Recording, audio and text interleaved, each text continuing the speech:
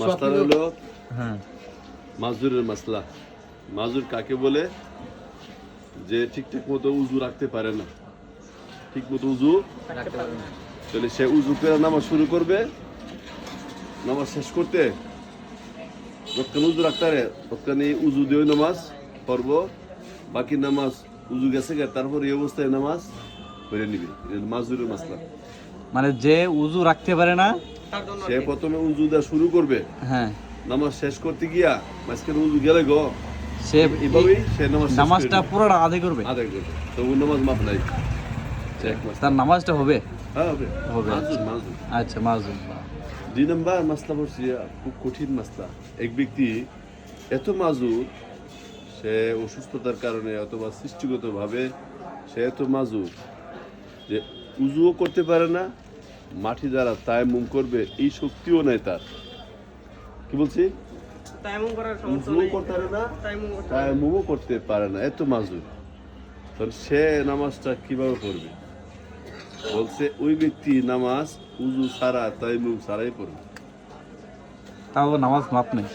হ্যাঁ, এই কথা চাইছিলাম, শুক্রবার তো করো না, বৃত্তি কইছে তাও নামাজ। কালকে মঞ্জুর ওয়াজের মধ্যে যে প্রধান বক্তা আসছিল, অনেক ভালো আলেম, উনিও কথাটা বলছে। তো ইমানের পরে সবচেয়ে বড় অপরাধ হলো নামাজ না পড়া।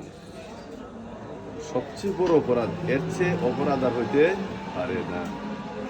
তো নামাজের সবচেয়ে বড় পুরস্কার, সে নামাজ টুকটাক পড়ছে আর অন্য গুনাও করছে, সুদে ঘুষে মিশায়ে হেঁচায়ে গিবতে সিবতে সব গুনাই করছে, বেশাগিরিও করছে, করে সে জাহান্নামে গেছে।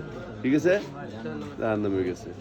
তারপর জাহান্নামে সে জ্বলার পরে একদিন না একদিন সে জান্নাতে যাইব ইমানের কারণে। 2, এই জাহান্নামের আগুনও সেজদার জায়গাগুলি পুড়বে না। সুবহানাল্লাহ, সমস্ত শরীর পুইরা সারখার হয়ে যাবে, কিন্তু সেজদা করতে যে 7টা বা 8টা জায়গা ব্যবহার হয়, এই 8টা জায়গা জাহান্নামের আগুনের জন্য আল্লাহ হারাম করে দিচ্ছে।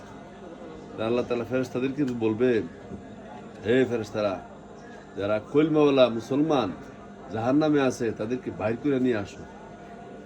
তো ফেরেশতারাও তাদেরকে চিনবে না, কলমাওয়ালা মুসলমান কেডা, কাফের বেদিন সব তো এখানে আছে, জল্লা তো সব আংরা হয়ে গেছে।